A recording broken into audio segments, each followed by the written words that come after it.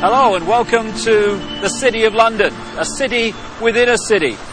People think about London as the great metropolis that we all know, but within it is something called the City of London. It goes back many, many hundreds of years, and it's the epicenter of the global financial system, if the truth be told. It's more than that, however. It is the center of a global web of secret societies that control the planet today, and they come from a series of interbreeding bloodlines which you can trace back to the ancient Middle and Near East thousands and thousands of years ago. And the staggering truth is that these interbreeding bloodlines under different names have increasingly controlled planet Earth from that time to this, never more so than today. In the next few hours on this video, you're going to be introduced, if you've not already read the book, my book, The Biggest Secret, to some staggering, stunning, and I'm the first to say, bizarre information. The basis of the video is an interview with a lady called Arizona Wilder, who was brought up and mind-controlled from almost the time that she was born to eventually, as she did, conduct satanic rituals at the highest level of the satanic ritual network, involving some of the most famous people on the planet. But we'll get into that as we go along. It is bizarre, and that's not even the most bizarre aspect of this story, which I'll come to as we progress. But the bizarre just happens to be true. And this video is designed to be a companion to my book, The Biggest Secret, and you'd get more out of the interview with Arizona if you've read that book. But what I'm going to do to start with is just set up a few basic background details that can allow you, if you've not read the book, to follow the story and the revelations that Arizona is going to unfold for us. As I say, this is not just a City of London financial district. It is the center of a global web. It is the spider in the center of the web, as I expose great detail in The Biggest Secret and a previous book, And the Truth Will Set You Free.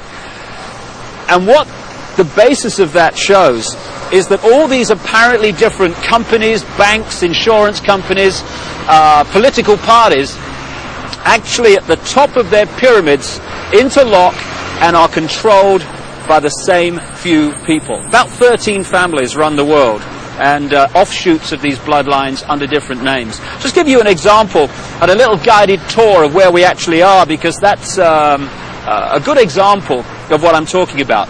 Behind me is the Bank of England.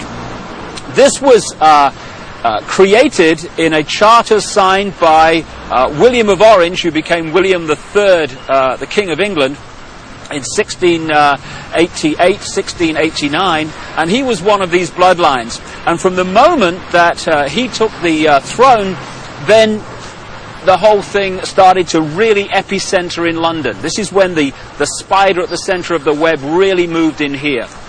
So we've got the Bank of England behind me, which was created thanks to William of Orange and the people that controlled him, because these guys are just puppets, of course.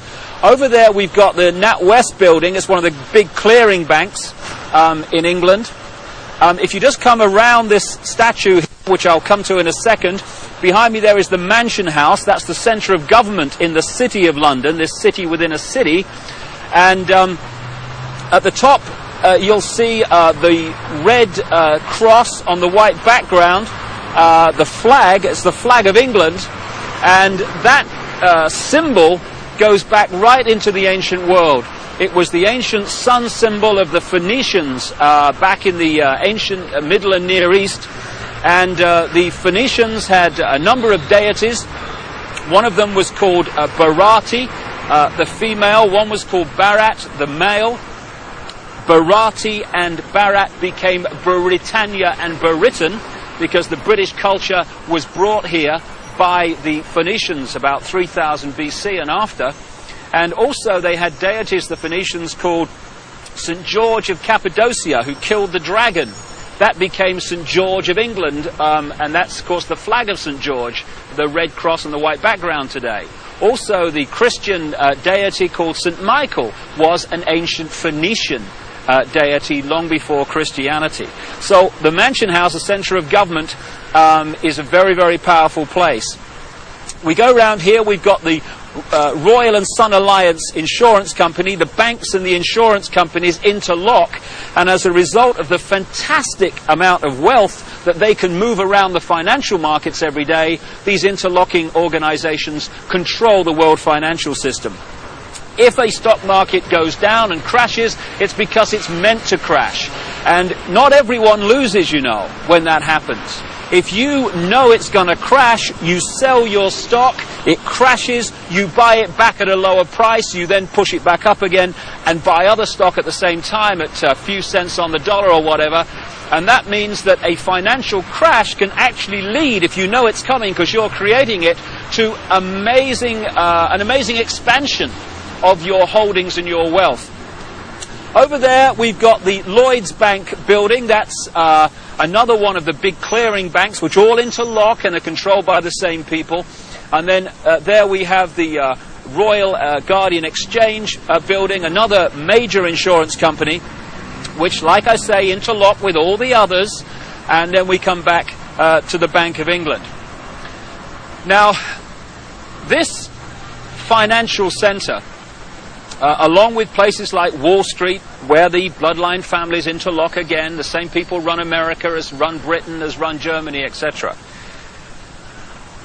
They have funded many, many times both sides in wars. And ironically and sickeningly, behind me, opposite the Bank of England, in the centre of this square, is a memorial to those who died in the 2 world wars. Let's just go and have a look at that. What happens in terms of creating wars is a technique, a mind manipulation technique that I've called in my books problem, reaction, solution. And it works like this. If you want to introduce something, say centralization of power through the United Nations, centralization of power militarily with NATO, the North Atlantic Treaty Organization, the biggest military organization in the world that's expanding all the time. If you want to centralize power into fewer and fewer hands, if you did that openly and said this is what we want to do, there'd be a reaction against that. People would say, hey, this is a fascist state you want to create. We're not having this.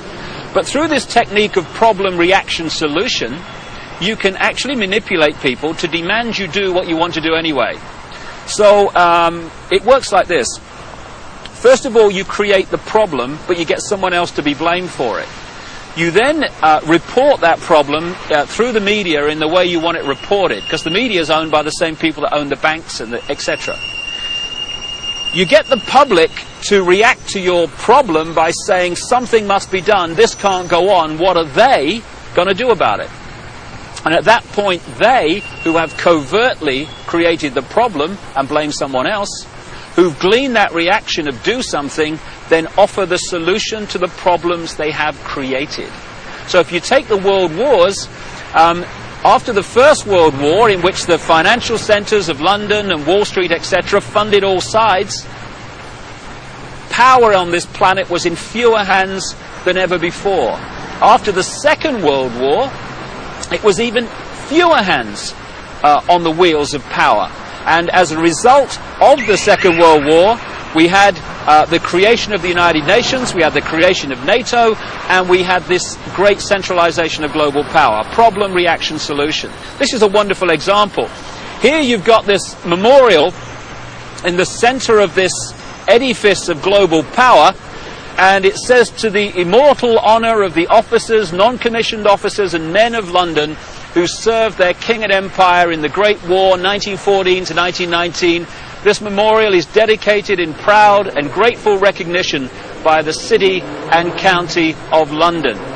I'm sure it is, because as a result of the sacrifice they made, power in the world came into fewer and fewer hands, not least into this area I'm talking in now, and also made a fortune, because not only does it create problem, reaction, solution, when you lend money to both sides, they then have to pay you back that money plus interest.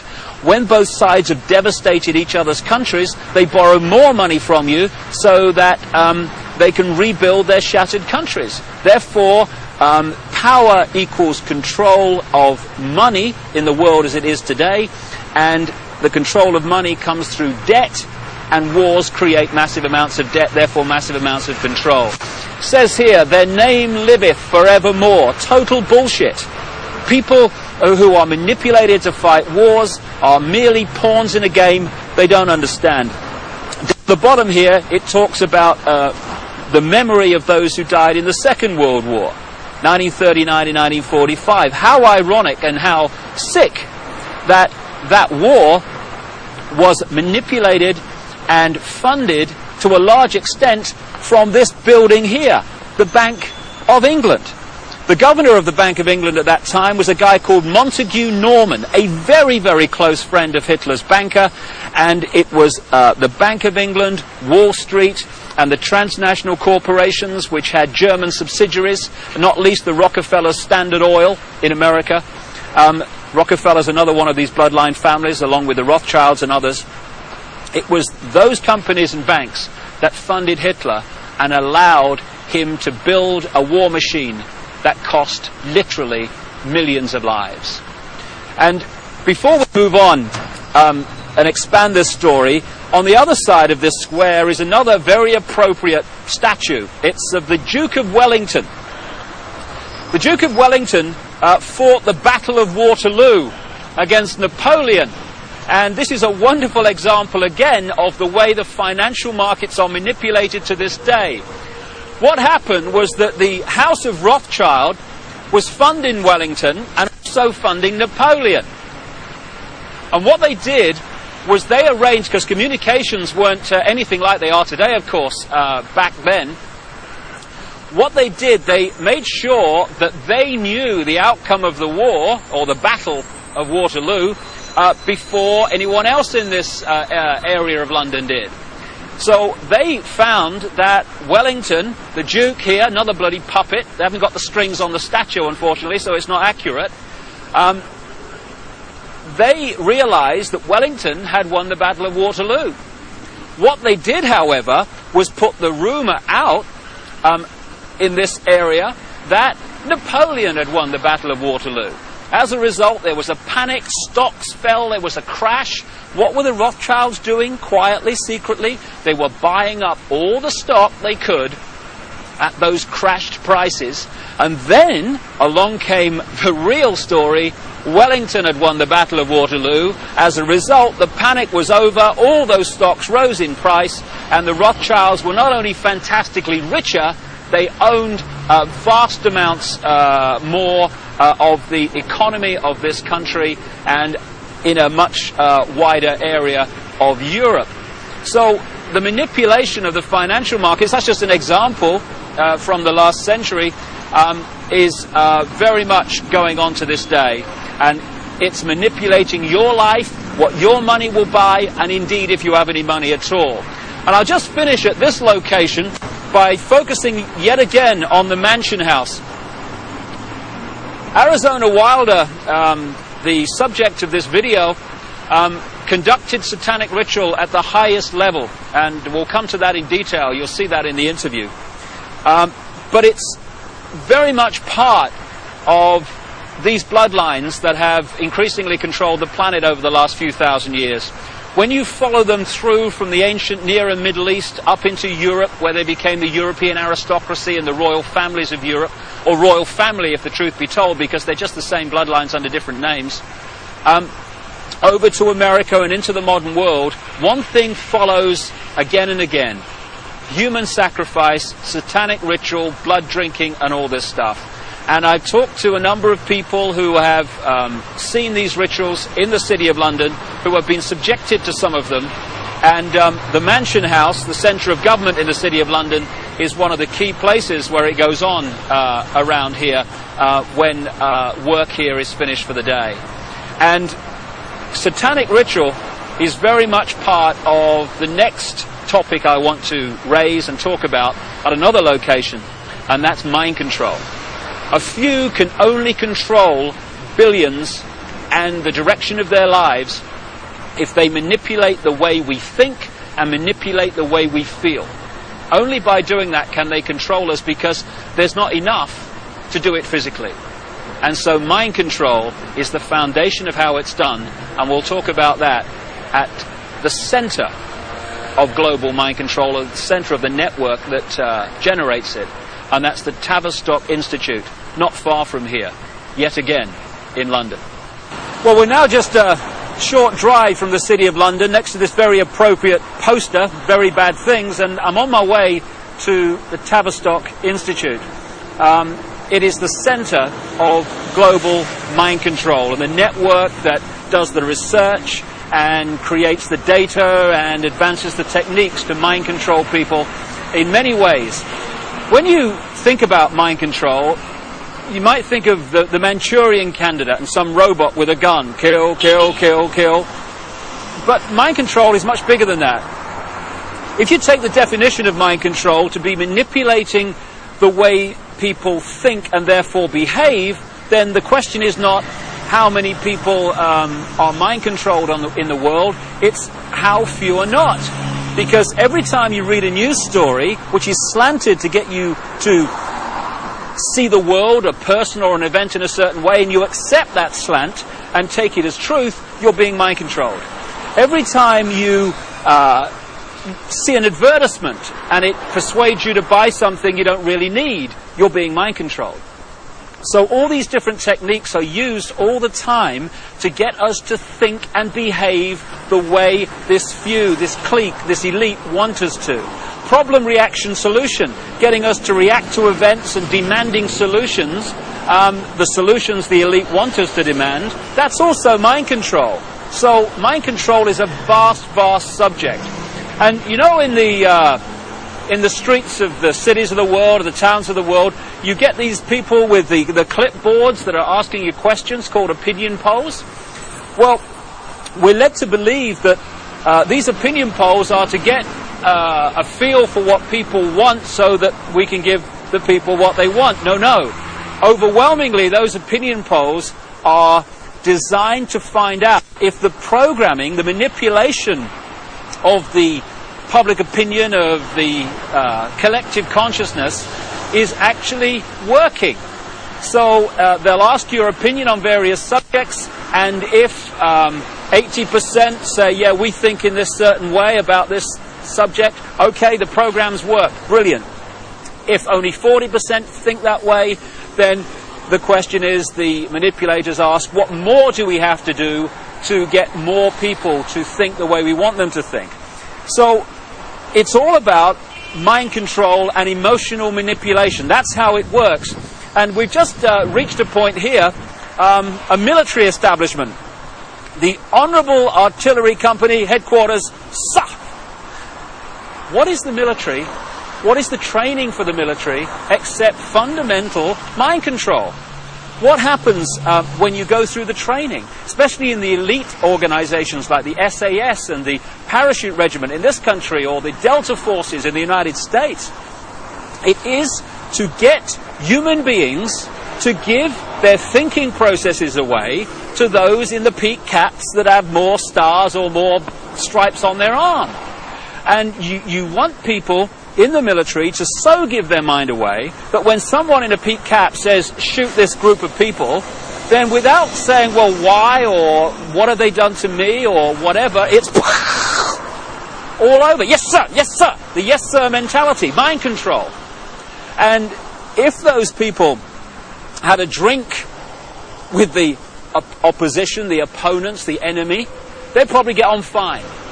But they don't get to that stage, because when the peak cap says shoot, they shoot. They are mind controlled. And this is what the military is about. So you have mass mind control, you have individual mind control, and I'm just going to now walk just around the corner from here and take you to the headquarters of global mind manipulation. Mind control has been known about for a very, very long time. And to understand many of the things that Arizona will be talking about in the interview, you just need to explain one of the fundamental techniques of mind control. It's called trauma-based mind control. there is a mechanism in the mind that shuts out the memory of trauma. You know when you have a car accident and you can't remember what happened before, the trauma of the actual accident and immediately afterwards? That's because the mind puts an amnesic barrier around trauma. Now that's very, very good, because obviously we don't want to keep reliving and re-remembering severe trauma like accidents and horrors of that kind.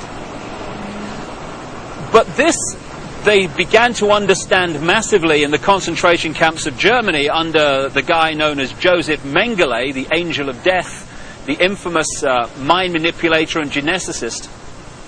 They began to understand that if you could systematically traumatize someone, particularly before the age of 5 and 6, then you could turn their mind into a honeycomb of self-contained compartments, amnesic barriers, which were unaware of the existence of the others.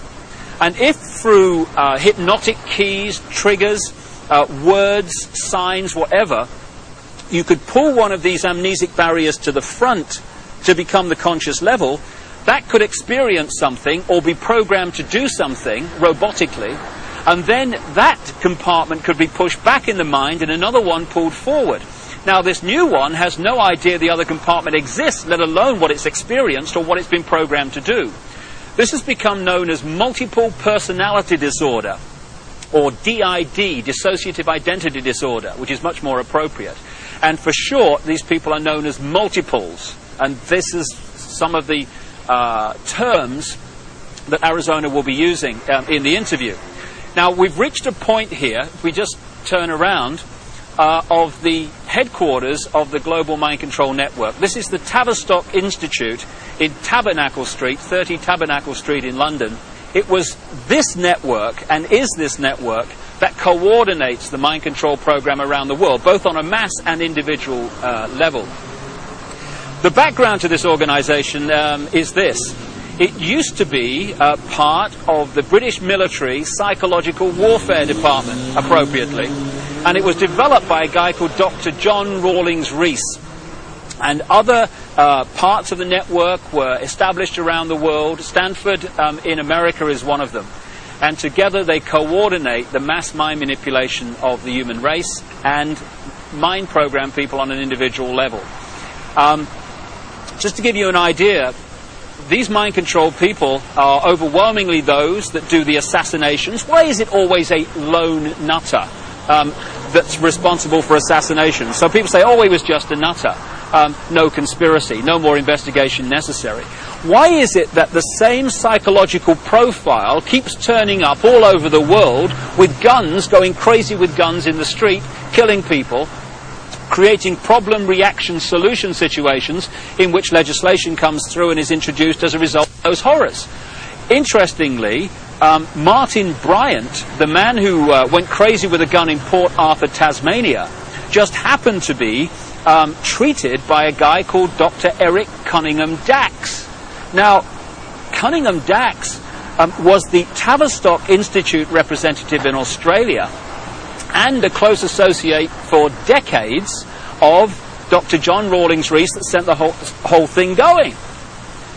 So when someone goes crazy with a gun or these horrific things happen, we need to ask the question, are they doing it from their own mind, or are they programmed to do it because of the effect of what they do? Now, Arizona Wilder was brought up from birth in these mind control programs, and her programmer was Joseph Mengele, the angel of death. And when he eventually died in the late 80s, because the subject of the programming becomes so attached to the programmer, almost worshipping the programmer, when the programmer dies, often the programming starts to break down. It did with this lady, and that's why now she's speaking out and talking in staggering detail about what she experienced and the people that she was involved with.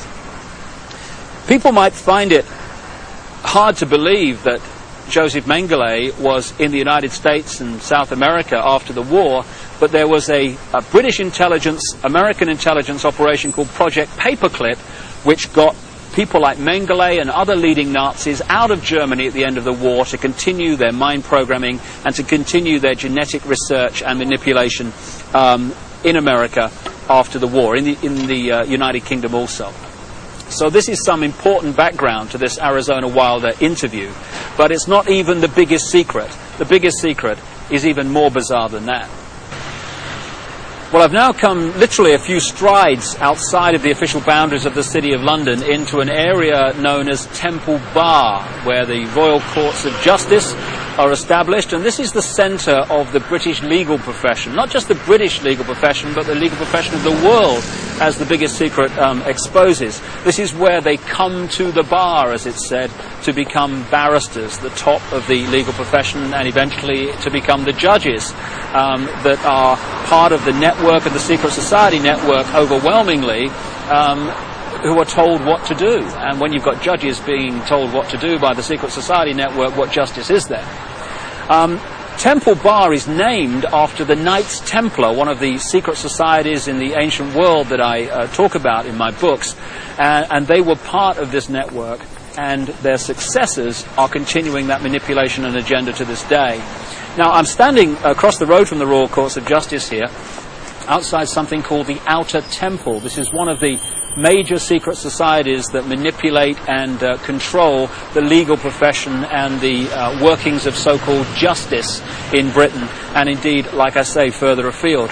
But the reason I've come here overwhelmingly is to point out something in the centre of the road here, at the boundary between Temple Bar and the City of London. And it's a massive reptile figure, dragon figure, in the centre of the road. Now, we're getting into what the biggest secret is here, because when you go around London, and indeed looking at the coats of arms of the aristocratic families, etc., again and again you keep seeing reptiles, you keep seeing dragons, and you've got the serpent race and the dragon race constantly recurring in the ancient texts describing the gods of the ancient world. And there is a reason for this. There is a reason why dragons appear everywhere, and that is the biggest secret, which Arizona Wilder also has experienced. Right at the start of our little tour of London, in that square outside the Bank of England, it's also possible to see again this same theme that keeps reoccurring of flying dragons, of flying serpents. We've seen one major serpent figure, serpent statue, at one entrance to the City of London near the Law Courts, and here I am now alongside the River Thames at another entrance to the City of London, this epicentre of global control. And what do we have to signpost the fact that you're entering the City of London? Yet another flying dragon, this one holding the shield with the red cross on the white background, this ancient symbol that I talked about, with the flag on top of the Mansion House and the flag of England, the flag of St. George. So what's going on? Why, when you look at the ancient accounts of the ancient gods, do you again and again see this reoccurring theme of the serpent race, the serpent gods, the flying serpents? Why, in my research for the biggest secret, have I come across a stream of people from different walks of life all over the world who have told me the same thing, that they have seen, to their astonishment and amazement, they've seen key people in positions of power just demanifest from being a human physical form and become before their eyes a reptilian figure. When you look at the ancient gods of the Indus Valley, they talk about the Nagas, the gods who, wait for it, had the ability to manifest as human or manifest as reptiles. This is absolutely vital to understanding parts of the Arizona interview, because she has experienced exactly this. And the background to what's happening is quite simple. This three-dimensional world that we appear to live in is only one frequency, one dimension of existence. We have a frequency range which we can perceive. We call them the physical senses. But outside of that range are other frequencies, other dimensions of existence and life that are sharing the same space that we are. In the space that my body is occupying now, for instance, are all the radio and television frequencies broadcasting to London. I can't see them, they can't see each other, they're not aware of each other because they're on different frequencies. Only when the frequencies become very close do we have what we call interference on the television or interference on the radio. And it's the same with creation.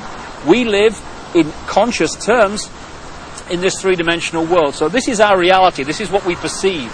But there are other dimensions. And the one closest to this is the fourth dimension. And staggering as it may seem, and you really have to read The Biggest Secret to see the immense supporting evidence for this, a reptilian race from this fourth dimension is the source, or one of the key sources, of the manipulation of this world. Back in the ancient world, again documented endlessly in so many parts of the world, in ancient texts and legends and accounts, are the stories of how this extraterrestrial race interbred with humanity, creating hybrid bloodlines. And when you do the genealogical research, you find that it is these human-reptile hybrid bloodlines that actually have occupied the major positions of power through the history of the last few thousand years, and today are in the key positions of power, running the banking system, the business system, the politics, the military, etc. And Arizona Wilder, who had no idea of all this other information coming towards me in researching The Biggest Secret, when I met her, she said and told me about how at various satanic rituals involving the most famous people in the world, she had seen them again and again turn into reptile figures and then come back again during the ritual. I got a call from the head of an organization in America called Parents Against Ritual Abuse, who told me again from her experience how many of her clients who had been subjected to satanic ritual had reported the same story of how the participants had shape-shifted, as the term goes, from human to reptiles and back again during the ritual.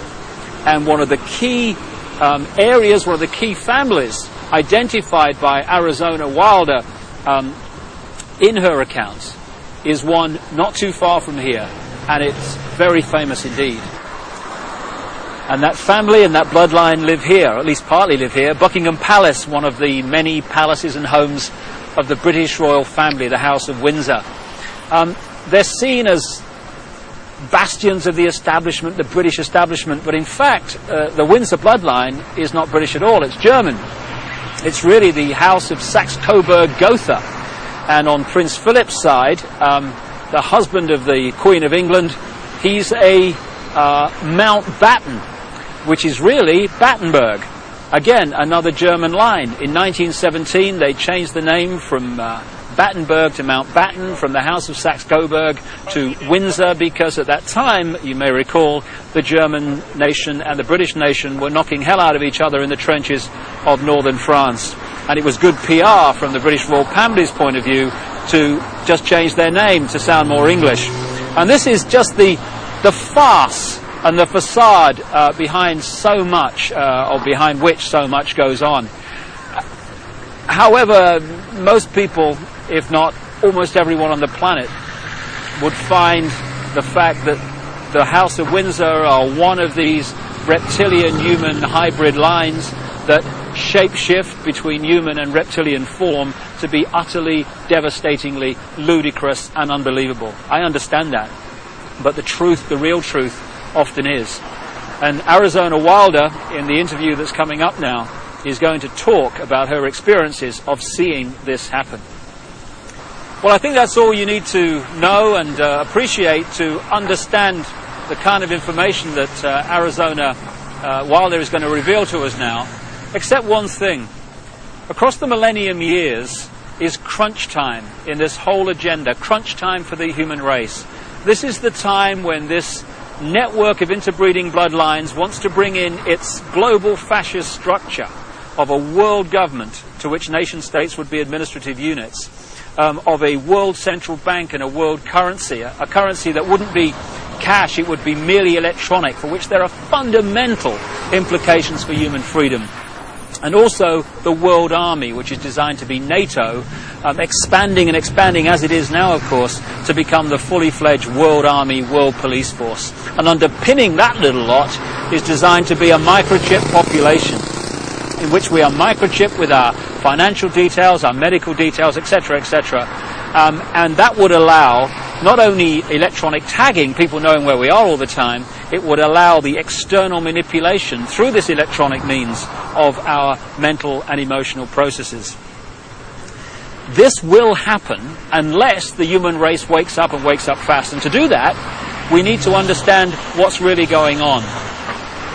And to let people know that, we've got to stop beating about the bush, stop pulling punches, stop pussyfooting around, keeping information from people, oh my goodness, how will they react, and just say, this is going on, take it or leave it, make of it what you will, but this is what's going on.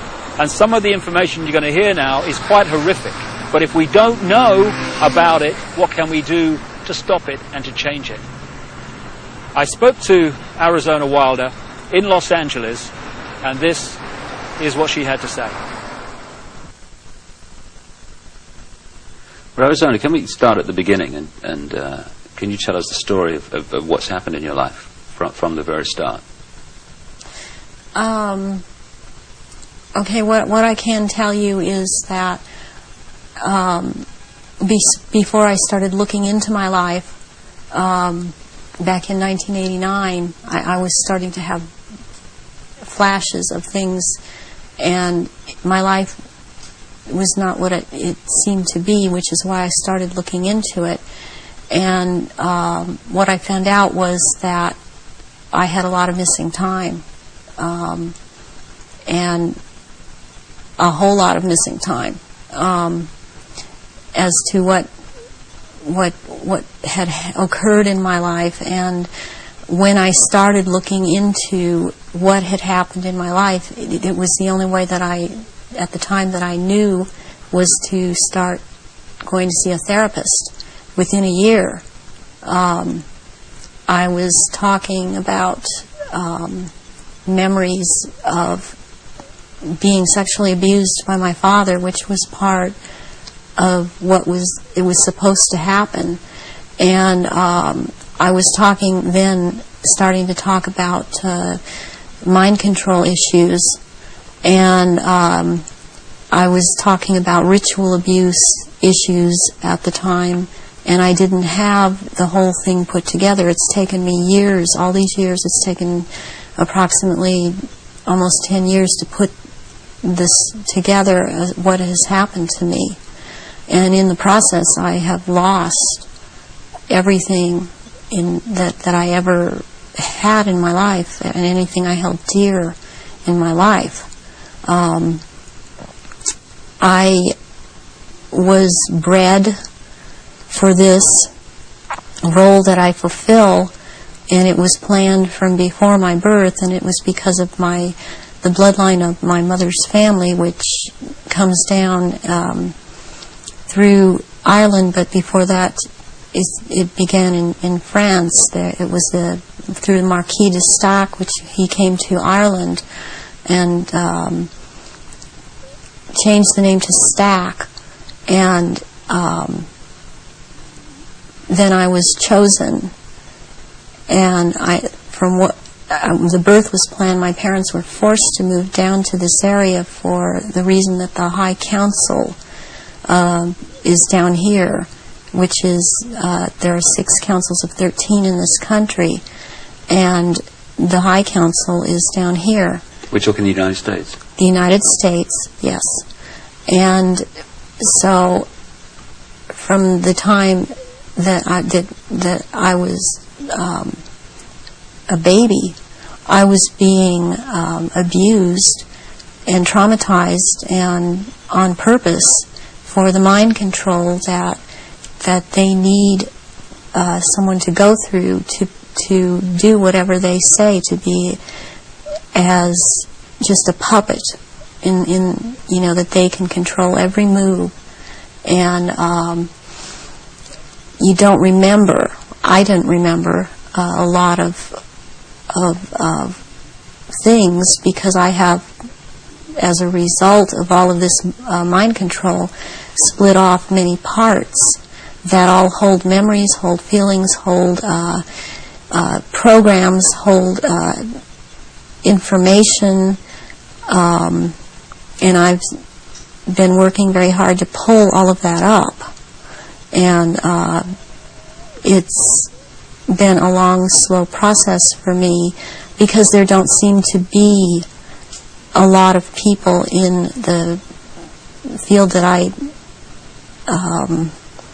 only felt was the only way I could go was psychiatric and psychological. They don't seem to know what is really going on, and I believe that a lot of them are afraid of being sued should they suggest something, and so they cannot lead or suggest. And it's been a process of me having to trigger myself to remember, and be around people that can help me with that can't really be touched by the False Memory Syndrome Foundation. So what happened? You say you were abused as a child as part of this compartmentalizing of your mind. What went on after that, as you got older? Well, they start with wanting to make you an obedient slave at first, and so they do a lot of sensory deprivation, they do a lot of sensory overload, and they switch between the two, and they do out-and-out torture. They take a small child and they electroshock. In my case, it was electroshock to the brain,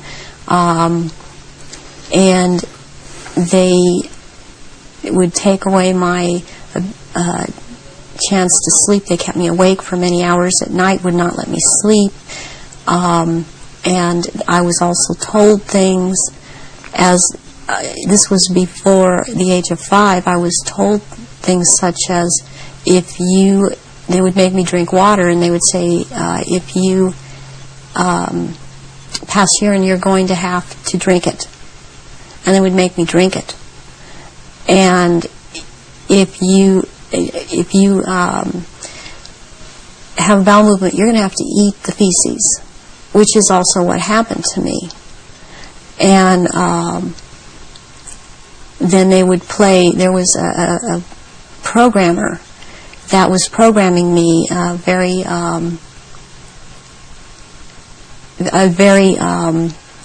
infamous person in history, who actually has been in this country, and he was known as Dr. Greene. Who he actually was Dr. Mengele, from Joseph Mengele, from the concentration camps in Germany, and he stayed a lot at China Lake Naval Weapons Station out here in Southern California, in the desert area. And I would be around this man a lot, and he used to tell me that the scar that he had on the left cheek of his face was actually from, he was into fencing, and that it was from that, but actually the scar on his cheek was from one of his own programming techniques, that he would put a child in a box and with a sword and tell the child to defend the box, even if it meant his own death. Then he'd tell another child to break into the box, and which this child would do, and then the other child would then jump out of the box and shove the sword or the lance straight through the other child. And at one point he got into it where this child actually got him in the face with the sword. And he would wear a huge emerald ring on his left hand, on this middle finger, and he would twist this emerald around, and for programming, and he was into using long-colored ribbons of different colors, and you had to choose a certain ribbon, or you were given a certain ribbon, and that meant that this certain thing was going to happen to you. and it was like picking sticks out, or drawing sticks out of a hand, out of someone's hand. I saw games of Russian roulette played where it was chosen beforehand that a child would die, and the child would put the gun up to his head and pull the trigger, and this child would end up dying. But it was meant to scare all of us, keep us in terror, as there were many other children that were around me that went through the same thing. I have run into people from my childhood that have known me, and I've recognized their names, and even if they change their names and change their hair color, as I have done, they have recognized me, or I have recognized them, and I know their name. They know my name. There isn't any way for this to have happened. It's just beyond coincidence. And when you get older, I mean, they start taking, this programmer in particular, Mengele, would take me to rituals. I went to rituals with him all over this country, and in Britain, and in France, and it was known by intelligence agencies in this country that this man was here. They brought him here. Is that Project Paperclip you're talking about? Yeah. Through the OSS. And my family, or my so-called family, are all DID. They have not. They are very well programmed, and they have not sought help. They have not gone in and tried to figure out what's happened. They believe they've had this certain kind of life that they've had, and as far as they are concerned, I am crazy. And they have much different memories of what I have, and I was always told certain things by my parents that my sisters were never told. And biologically, I have to add at this point that my mother is my mother. I am not biologically related to my father. And this has to do with the bloodlines, and his was considered impure. And this is all about purity of the bloodline. And that is why I am involved in this. There are people that are involved in this that it is not so much because of bloodline, but they have the ability to dissociate and be used as slaves by these people. You say that you come from a certain bloodline, and there is this obsession with bloodlines that this Brotherhood Illuminati have. Why is that? Because what first started coming out was about the Aryans, and the purity of the blood. And what it's all about is that the blood, and the menstrual blood, contains something that is important for the propagation of this race that is controlling things on this planet. And these people that are in the organization that the Council of 13 is under, and they have something called the Grand Druid Council, or the Octagon, they're called the Illuminati. And the Illuminati are actually run by these 13 bloodlines, which are all of the royal families in Europe and in England. And they need the blood because they are, in fact, not human. They take human shape. They are reptilians. And they need the blood. The blood helps them maintain their reptilian shape, and it helps them maintain their sanity, and it helps them to live in this world because they are not from this world. Does that relate to what the Nazis call vril power and what the Hindus call the serpent power in the blood? Yes, the blood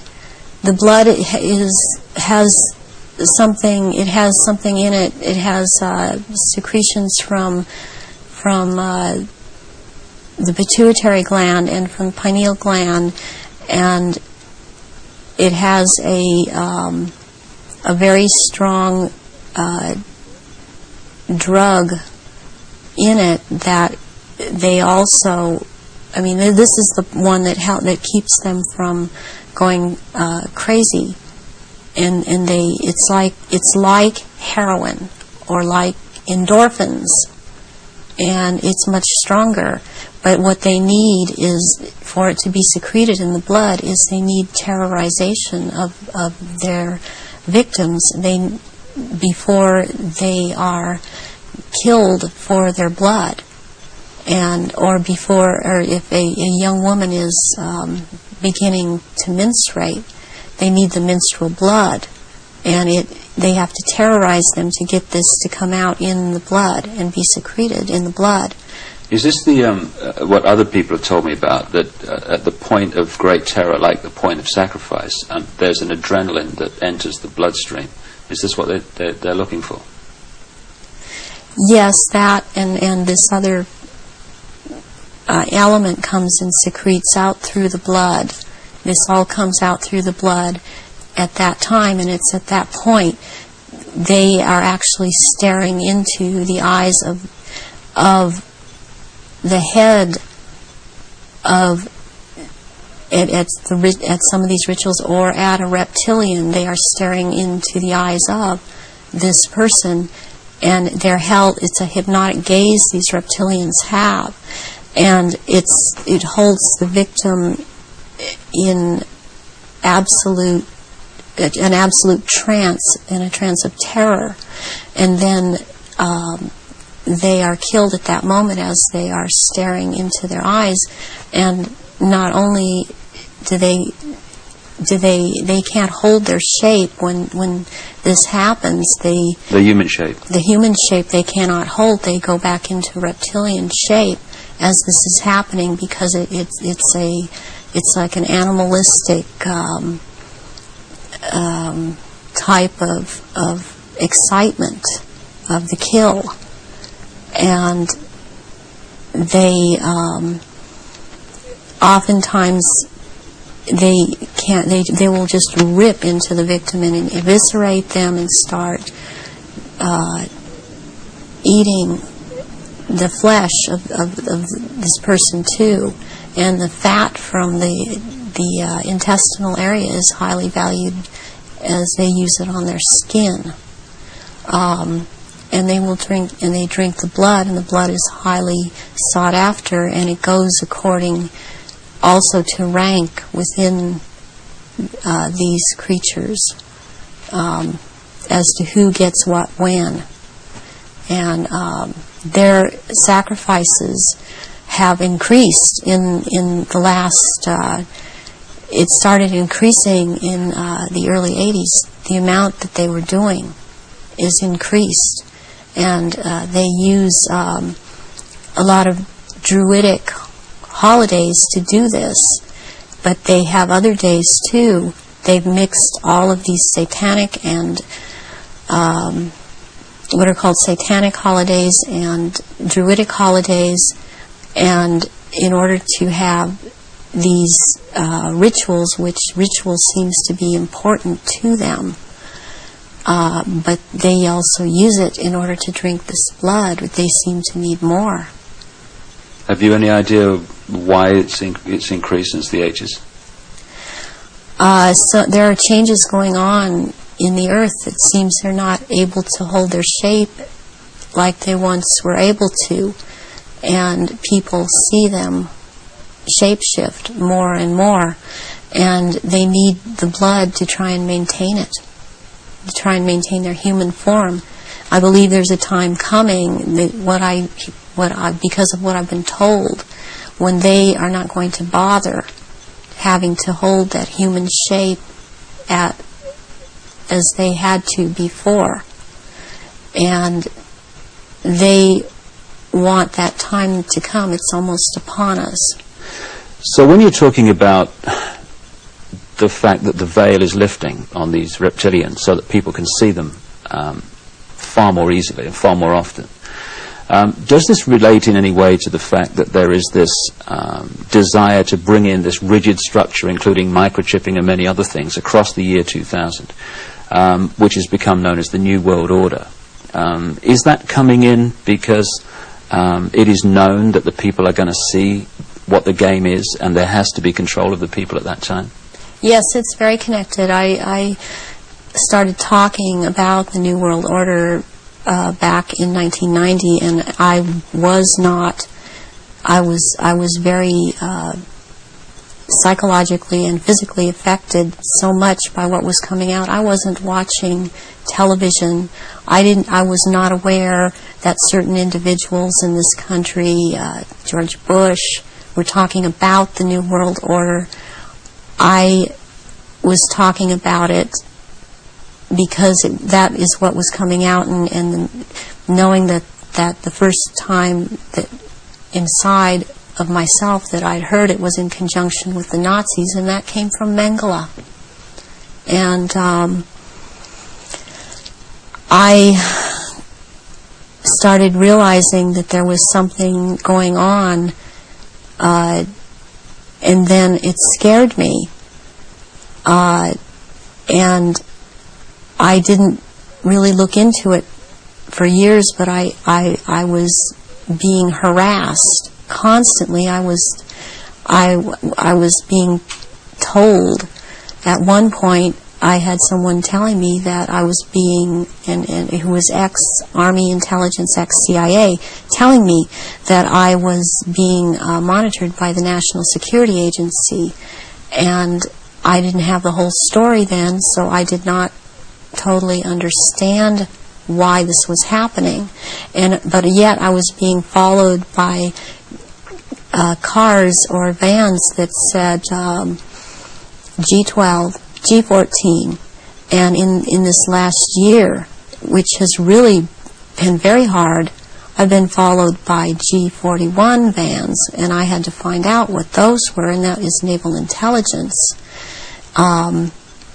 But this whole thing is going towards around the year 2000, and when they are going to establish themselves openly as a New World Order, and it's headed toward that, and that's what everything is being prepared to, or prepared for. And I have actually got I've got a sleeping program right now to return, because I've left, but to return for that time, and it's called End Times Programming, or Janus Programming. And Janus relates back to Nimrod of Babylon. Yeah, there is a group that used to be in contact with me all the time, and they stopped trying simply because I didn't obey them. They would be in contact with me all the time. They're called Janus, which is also the two-headed Roman god of change. And their headquarters is in Brussels, Belgium, in the NATO building. And they are a group of psychiatrists and doctors who are into mind control. And they are one of the many groups involved with the Illuminati.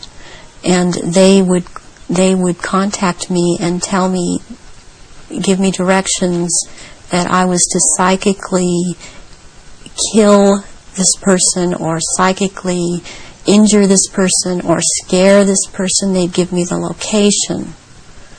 And I started questioning this, and I had a contact who since has seemed to have disappeared because she couldn't get the funding, and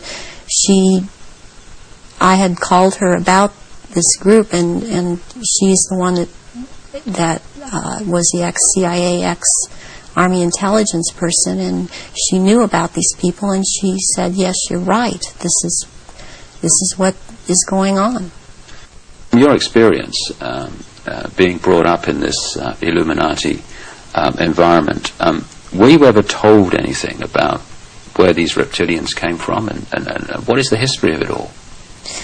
I was made to learn through Mothers of Darkness, which is a certain aspect of the organization, because that was an early part of my training, the history of what was the Illuminati on this planet.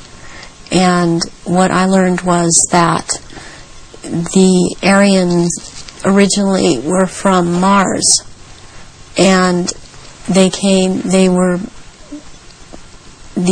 reptilians came to that planet they came from another place. They came to that planet. They came to rule, because they wanted to mix, so they said, with that race, but they became the overlords. And the Martians, or Aryans, were seeking to escape from it. They went to the moon, and then were there attacked. And they then went to Earth and established culture here on Earth approximately 6,000 years ago. And at that point in time, they were doing well, and they were mixing with the indigenous population of this earth. They were getting along with. And then about 4,000 years ago, the reptilians arrived here and again began to take over. And they instilled themselves in different places underground in the earth, and also this one part of them, the ruling part, took over and became involved in the politics and in the religion, and started controlling through these means at that point in time, and using the gods and deities that were believed in on this planet, started infiltrating into that and becoming that. And things started, blood rituals started happening. And since that time, that is the way that it has been. And presently, they claim to come from the Merovingian bloodline. There are 13 bloodlines in Europe that all of what are called royalty are developed from or come from. And they include the Aryans in this, and there's been a big push in this century. For example, when Nazis came into power, the fascists, talking about the purity of being pure and staying, the Aryan bloodline staying pure, and what it actually is all about is keeping the blue-eyed, blonde or light red-haired people, the bloodlines pure, because it is more powerful. And what is in that blood for these reptilians is more powerful, and they need that. And when you start mixing it with people that were indigenous to this earth, then it is not as powerful. It has nothing to do with someone, skin color or nationality. It has to do with keeping the bloodline pure for their use. So blonde-haired, blue-eyed people are the purest from the reptilians' point of view, and that they want to keep that bloodline pure because of how they need to use it. Yes. When I realized that it had to do with blonde hair and blue eyes, I could not do anything about my eyes, and I am not able to wear contacts, or I would have brown eyes. But one thing I did do was cut my hair off, because that was part of the rank I was. My hair was down to my knees, and I colored my hair darker. And there were times after I did cut it off, they had gotten to me, and so the hair would be light red. But that is being in compliance with them. And I did not want to be in compliance to them. I want to expose them, and this is part of it. And I won't be what they want me to be. When you look at some of the ancient accounts, like the Sumerian texts and many other accounts, they talk about the gods interbreeding with humanity. Is this relevant to the reptilian way of infiltrating the human race? Yes, it is, because human beings all through the ages have accepted gods interbreeding or being accepted as humans, and that shows in Christianity, it shows in Judaism. It also, they have used Egyptology, or the Egyptian religions, a lot, and the present head of the Illuminati compares himself a lot with the Egyptian god Osiris and Horus, which is Osiris reborn, and also with the Arthurian legends of the Round Table, and he has a name. The name that he carries from that is Pindar, which actually means phallus of the dragon. And the other name, Osiris, he has carried because he takes the name at this time, the Marquis de Libero, which means liberator of or from the waters. And the story of Osiris is that he was cut into 14 pieces and thrown into the River Nile, and the one piece, Isis found the pieces and put them back together again, and she could not find the 15th piece, which happened to be the phallus, so a gold phallus was made. And this is very important in this group in the Illuminati. This is important, and it's important to think that about the head of the Illuminati, because what comes from a golden phallus would be a superior seed for a race, and this is how this is what they are doing with all of these bloodlines to keep the bloodlines going, are impregnating Aryan people of Aryan blood that hold high stations with them, impregnating them with this seed of Pindar. And therefore it's important to keep this history in mind and the names in mind that he is going by at this time. So would it be correct to say that the reptilians came to this planet because the Aryan Martians came to this planet, and that the Aryan Martians gone somewhere else, that have followed them there? They would have pursued them all over the universe, yes. Can we now go into some specifics about your own experiences? What were you brought up to do? You say that you were identified as a bloodline before you were born. What was the role that you were brought through to play?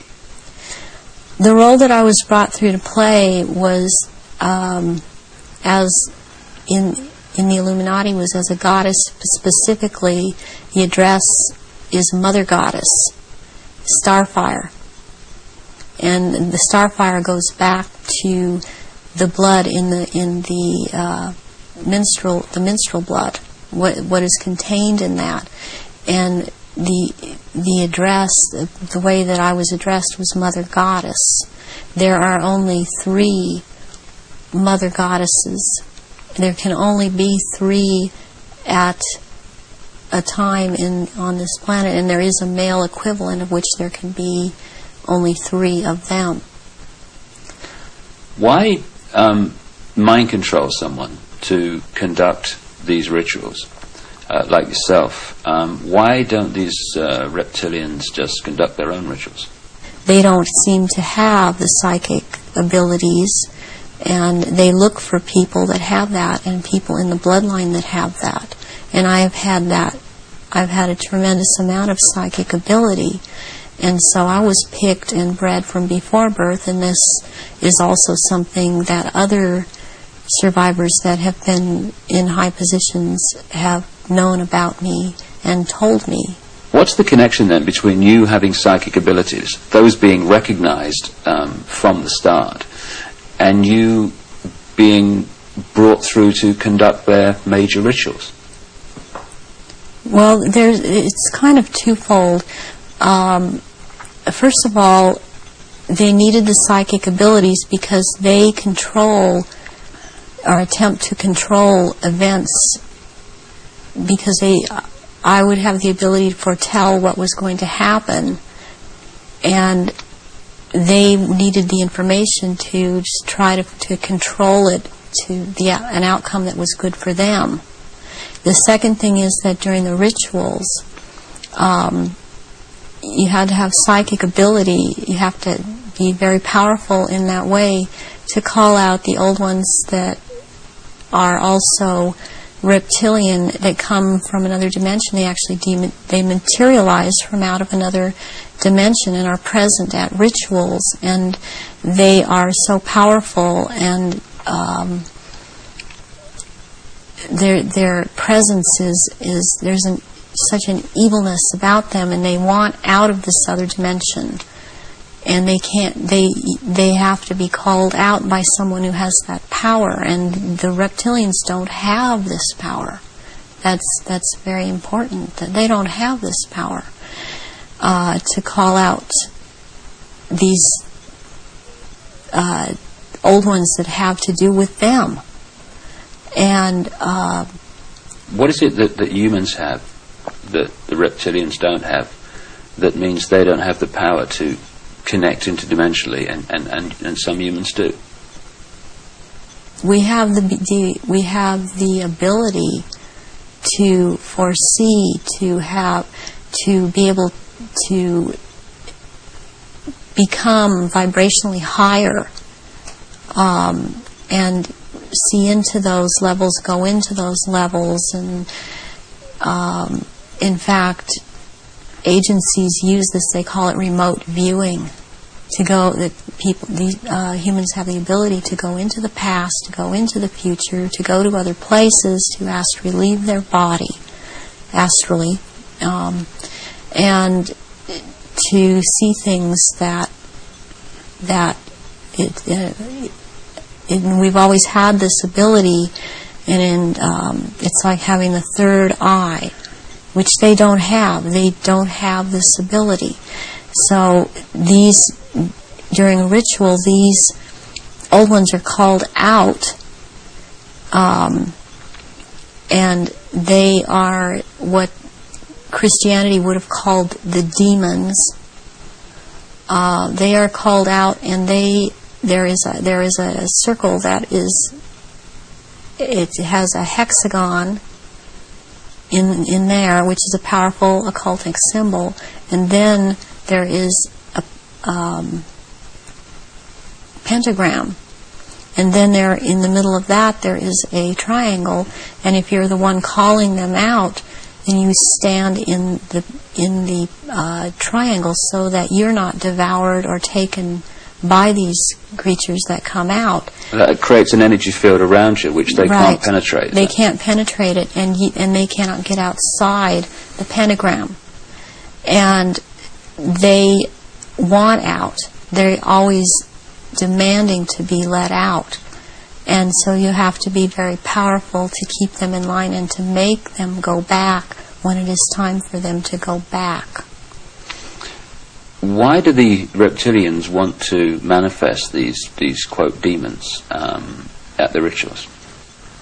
It brings power to the rituals. It brings power to them. They are told things by these entities, and they are encouraged to go on with what they're doing, and knowledge is imparted to them through these entities. but it takes a person with the ability to bring them out and make them answer, because they don't want to cooperate. They have to cooperate when the right person has control over them. And that's to do with that person's energy and ability to use Right, energy. yes. You talked about the Aryan race coming from Mars. One expression of it seems to be very clearly what we call the Phoenicians. The Phoenicians had two deities, St. George, which became a British deity, who defeated the dragon, which seems incredibly symbolic, and also St. Michael, who, according to the legend, banished Satan, or this negative force, into the abyss. Is this symbolism of the abyss anything to do with the fact that these reptilian demons of another dimension are somehow locked in a time-space prison, and they can't get out, and they can only get out when they're brought out in that way? Yes, they want out of that dimension. They have been thrown into that dimension, and they can't leave that dimension. And that's actually what the abyss is about, is being in a different dimension. It's like something to do with the fourth dimension. And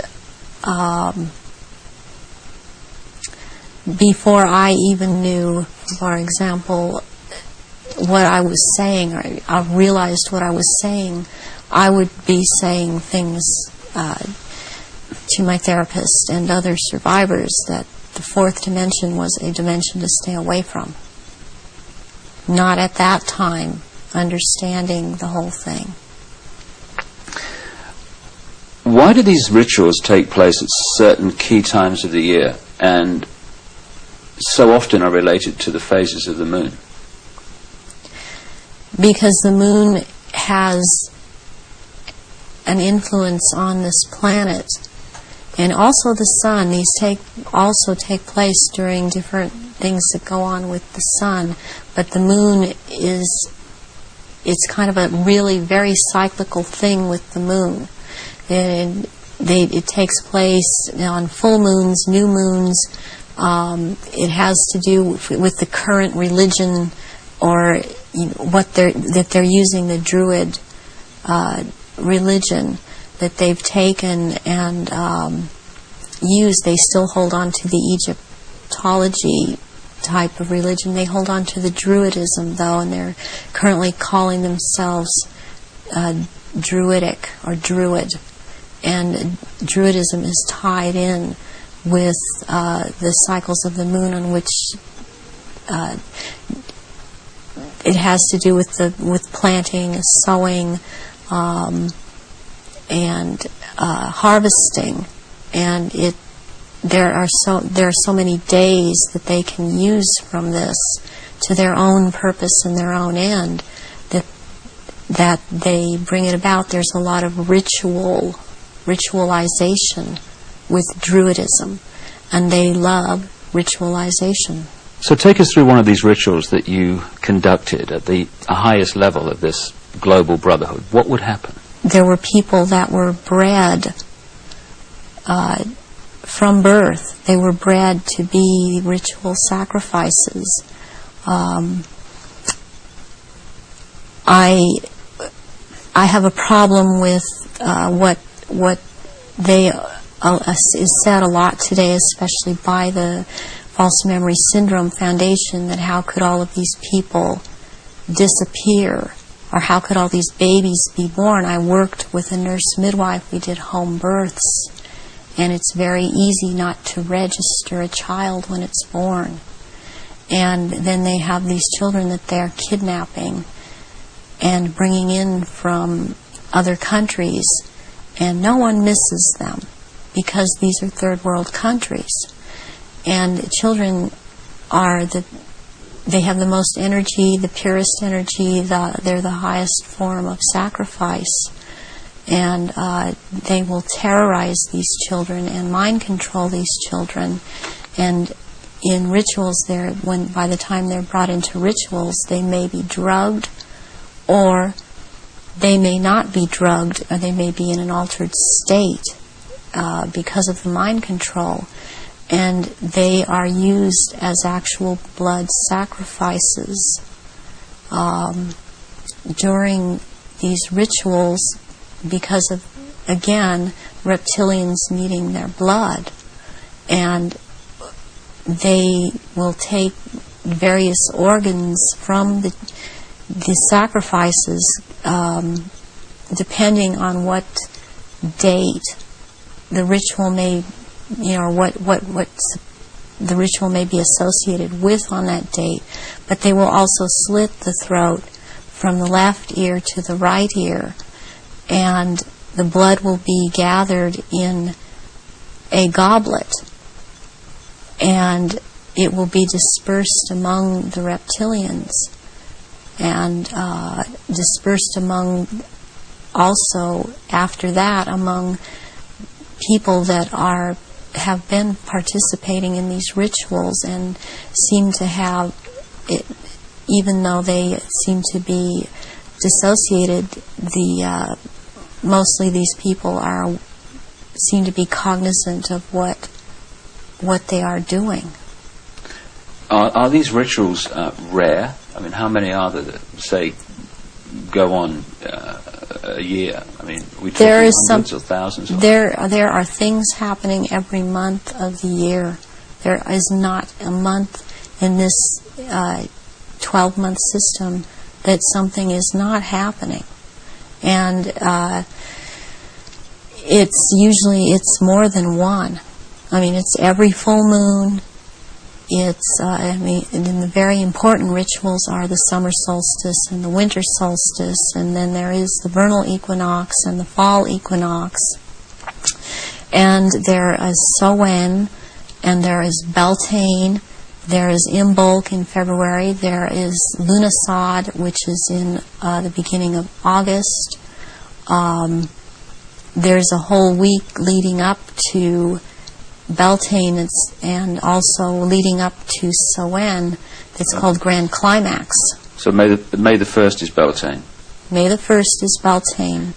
Halloween, particularly in America, has become like a mini Christmas, almost like a holiday of celebration with a trick and treat and all this other stuff. But what actually happens outside the public arena that night of Halloween and into November the 1st? Away from the public arena, there's a ritual that's taking place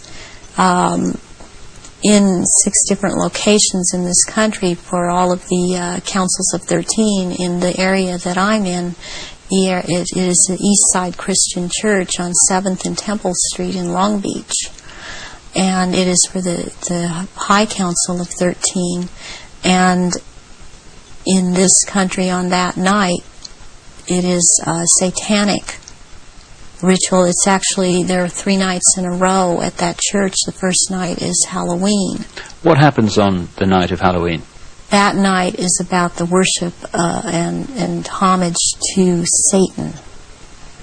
And that is what a lot of people in this country know the devil to be. This is about the devil, Satan. And Christianity talks constantly. I mean, I believe they created Christianity to be what it is. And so they also have created this Satan. And so they control in that way. And on that night there's a lot of bloodshed, and there are sacrifices made to Satan. There is a person who plays the part of this in this High Council that has to do with this High Council. He's not on the High Council, but he has to do with playing the part of Satan. He is a televangelist on TBN. He used to be, he filled in for a little while as a lead singer on Iron Butterfly many years ago, and he has long blonde hair. What's his name? At this point, I don't recall his name. It just, I recognize his face. I saw it recently. on TVN, and then this is his cover, or he is DID, and he plays this part, the great deceiver Satan, on that night, on Halloween, at this church. And that is what happens on Halloween. And I mean, what else I must say, which is going on